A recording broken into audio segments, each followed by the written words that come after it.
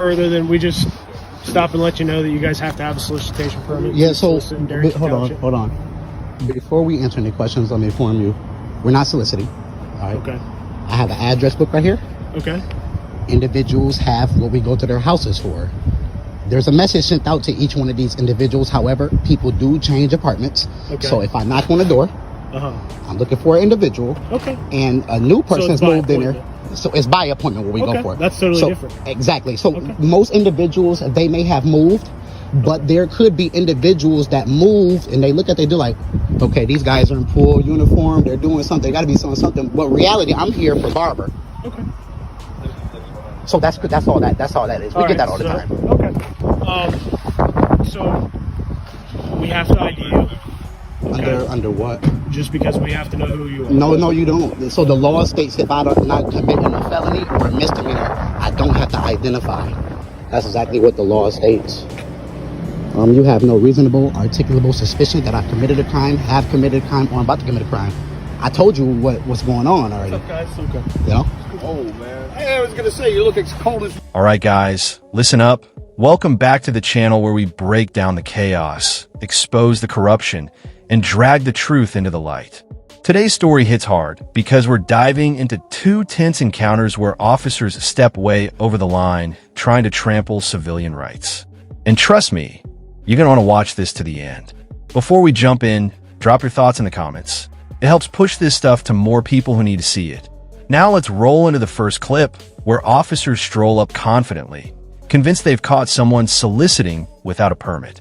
But the moment these guys open their mouths, the officer's narrative completely collapses and the tension ignites instantly. Mate, bro, did you give them the...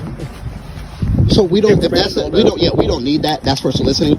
As I explained to him, I'm explaining to you, we're not soliciting. We have appointments. We have address book. We have appointment with individuals. And what's happening is they could take it as we're selling something, but we're really there for somebody that could live in that house and they just probably moved in. So obviously we don't pick and choose who calls us. If we get a call later, you can take it, not take it. If we get a call later, you guys are Clean Sky Energy. Yeah. So we're by appointment right now with individuals. Great. Yeah. That makes sense to me. But we'll take it. Try to stay warm. Yes, sir. Right. You guys have a good one. Y'all too. All right, guys, come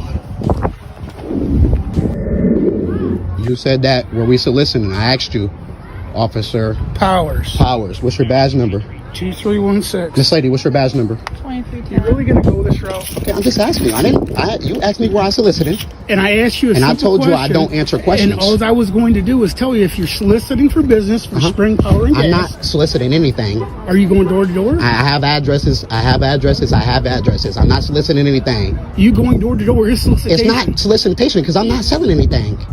You're not. So the officers approach, acting like they've uncovered some criminal conspiracy, demanding a solicitation permit without even understanding the situation. But the civilian hits them with solid truth. They're not selling anything. They're following up on scheduled appointments in a documented address book.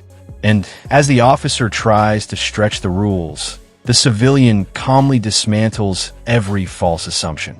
People move, appointments shift, and the job requires knocking. But none of that equals solicitation. You can almost see the officer's confidence start to crack as the explanation becomes airtight, yet they still try to push forward with authority they don't even have. I'm here to do, okay, I'll give you this much. I'm doing follow-ups with people. You're soliciting for business. Investigate it. Go ask individuals what I was at their door for. You're soliciting for business, I'm not soliciting any of this stuff. You're insinuating. You don't know me from a can of paint. And I'm asking you what you're doing. Okay, I'm going to ask you this one more time before I give you my driver's license like you instructed me to do. Okay, here's the deal. You're being detained for potential ordinance violation. Potential? Yes. Okay, so is that suspicious? I have reasonable suspicion to believe you are. Okay, suspicion isn't a crime, sir. Okay, I tell you what. I'm not going to give you a lesson in the law here. I know the law. But I'm telling you right now, you know what reasonable suspicion is? Okay. Reasonable, articulate suspicion that I committed a crime, have committed a crime, or am committed a crime. Great, you know suspect me of a crime. Of an ordinance violation. And I just told you I wasn't committing a crime. I told you I was there doing follow-ups with individual that I'm supposed to be there for. Now, no, it's not solicitation. You don't know the context of my conversation. Okay. You're going door to door, right? I'm not going door to door. Do you have a solicitation permit? I'm not soliciting, so therefore I don't have to have one. I'm not selling it to me. We have a difference of opinion. Well, I'm just following the law. We have a difference of opinion. You don't know the law so well. Yeah, I do. Okay, so what's the solicitation law? It's an ordinance violation. Right. It's not a law. It's not a law. It is it's a law. violation. It's a law. It's it's an a ordinance township violation. ordinance. And then comes the classic cop move. We need to ID you. But the civilian fires back instantly, quoting the law flawlessly. No misdemeanor, no felony, no obligation. Period. The officer tries to spin it around, pretending suspicion equals a crime, but the civilian stands his ground and exposes the flaw. And as backup arrives, you can feel the frustration simmering. They want the power, they want control, but they don't have the legal foundation to stand on. The civilian keeps reminding them, appointments aren't solicitation, suspicion isn't a crime, and uniforms don't magically create authority out of thin air. You can be friggin' cited for it. What are we going to do? Because I'm looking for for a lawsuit. I'm good at them. As soon as I give you my name, you're going to see it. I do this a lot, man. Go ahead. All right. So, would you still like my ID? Yes, I would. Okay. Now, before I give you this, all right, before I give you my information, are you for sure you want to go down this route? Oh, my God. Yes or no? Because I'm not refusing it. What's that? I'm not refusing it. I'm going to give you my You're trying to information. intimidate me. I'm not intimidating you. Yeah, you are. You're trying to intimidate me. And all I'm doing is trying to figure out if you got no weapon on me. Ordinance. I got no what I was weapon on going to me. do was going to give you a verbal. I'm not intimidating you. You're trying to intimidate me not to do I'm my standing job. on law. You're trying to intimidate me not to do my job. I'm not trying to tell you how to do your job. I'm telling you right now that A, I wasn't soliciting. B, you wasn't there. You're investigating this a crime. If you weren't soliciting, what are you doing there? All right, I don't. It's no man. If you can explain it, I'm going to cut you loose, dude. What do you mean come loose? I'm going to walk away. You're being detained. All right, well, okay, so let me ask you this. Hey. Before I give you my ID, I'm going to ask you what's going to happen if I don't give you my ID. Tell you what, you're not even worth it. You're not even worth the trouble. Thank you. You're not. Thank you. a Don't good day. speak with them. Thank you. You have a good day. And I will be doing a complaint. Go ahead. I am. Let's go. Please. But instead of backing down, the officer doubles down, claiming a potential ordinance violation as the reason for detention. That's when everything explodes. The civilian lays it out crystal clear. You can't detain someone on a hunch, you can't demand ID without a crime, and you definitely can't enforce a law you don't even understand. The officer tries intimidation, tries twisting definitions, but none of it sticks. The civilian finally asks the million-dollar question, "Are you sure you want to go down this route?" And suddenly, the officer cracks, calling the man not worth it, backing out of the confrontation entirely. It's the sound of an ego being shattered in real time. My supervisor's not working. Then you get him on the phone, get somebody who's in charge. No. And you're giving me a lawful order to I'm leave. giving you a lawful order to leave and go to your house. Why do I need to leave? Because you're on a public street. That's right, Causing it's a disturbance at this point. I'm not you. We called you for assistance. You need I'm to not take calling your a public. cage and go home, sir. You have to give me a lawful order. You I'm giving it to you. trespass me then. Trespass me and I'll leave. I will. Okay. It'll come in the mail. Okay, so when it comes, I will not be in this spot then. But right You need to now, go home. I'm not going home until you do something with this one for assaulting me. She's going to be dealt with. I want Oh, your yeah, right. I want your What are you supervisor. telling her not to do it again? I want your She's super- freaking crazy. You should take it. You know, the county said. Luna, if don't they touch her escalate with it, cats Karuna. again, the county said if they touch her with cats again, they're putting her back in a You home. go home. She's been in a home before because of these cats, and they're going to put her back. I'll call the county. You need to go home. You need to leave as well. I'm on public property and I'm not causing a disturbance. I've You not, are causing a I've not disturbance. screamed. I've not yelled. I've not You used need to profanity. leave. You give me a lawful order and I'll I'm leave. giving you the lawful order about the 5th time now to leave. That's not a lawful order Why isn't it? because I'm on public property. Yeah, and you're on my roadway blocking you. It's That I not- get paid to patrol. You have enough room to get by. But now we roll into the second clip, and this one gets even crazier. A civilian calls for help, but instead of assistance, the officer starts barking unlawful orders, claiming he must leave public property. The civilian stands firm. He hasn't yelled, hasn't cursed, hasn't caused a disturbance. He simply wants accountability for someone who allegedly assaulted him. But instead of addressing the situation, the officer tries pushing him away, refusing to call a supervisor, and insisting the man go home without any legal basis.